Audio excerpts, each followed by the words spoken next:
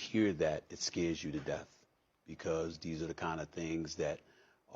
Let's talk about sudden cardiac death and arrest in athletes. Hi, I'm Dr. Bilakota. I'm a neurologist and an epileptologist. I am not a cardiologist, so I'll be focusing this talk on sudden cardiac arrest and neurological implications. Most specifically, what we look for in terms of neurological prognosis when we are consulted on these patients in the hospital. Briefly, sudden cardiac death and arrest occurs in a young person while they're in the middle of athletic activity.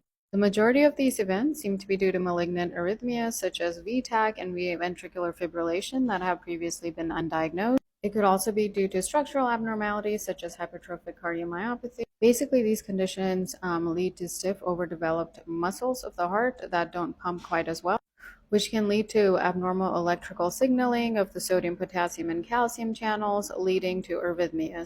Now, where I come in as a neurologist is for the hypothermia protocol. Since the slide has come out, we have changed the targeted hypothermia protocol from 32 to 34 to 32 to 36 degrees Celsius. The goal is to keep the body cool for about 24 hours to optimize neurological recovery. We can mitigate with sedatives, opioids, and paralytics if shivering becomes an issue. But basically, you keep the body cold for about 24 hours and then you slowly start rewarming. Usually this is done with an EEG on the head because there is risk of subclinical seizures and also clinical seizures as the body is being rewarmed. So this is everything we look for in terms of prognosis, specifically poor prognosis. If we start seeing myoclonus or status epilepticus on day 1, there is a poor outcome there.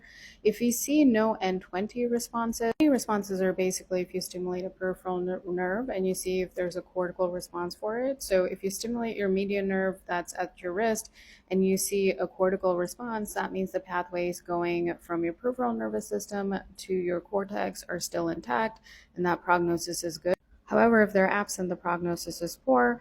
And neurospecific enolase, which is NSE, I'm going to skip because not a lot of centers use it. Lastly, if you have absent pupil corneal responses, gag response, while the exam is being performed after the person has been warmed and off sedation, that is a poor outcome as well. Having an absent motor response or extension on motor response is also a poor outcome. That is what extensor posturing looks like. Everything looks like it's extended. Of course, in addition to all these clinical factors, we also get imaging. This is a picture of a brain that has suffered an anoxic brain injury. You see this cortical ripping, which is basically hypoxia. And then you see the gray and the white junctions of the brain are blurred. Here's another picture of anoxic brain injury. Basically, all of this is swelling of the brain because it has lost oxygen. So in general, prognosis is never a black and white thing. There's a lot of gray area, but that is what we neurologists look for in terms of prognostication of cardiac arrest patients. Hope that was helpful. Let me know if you want to hear more.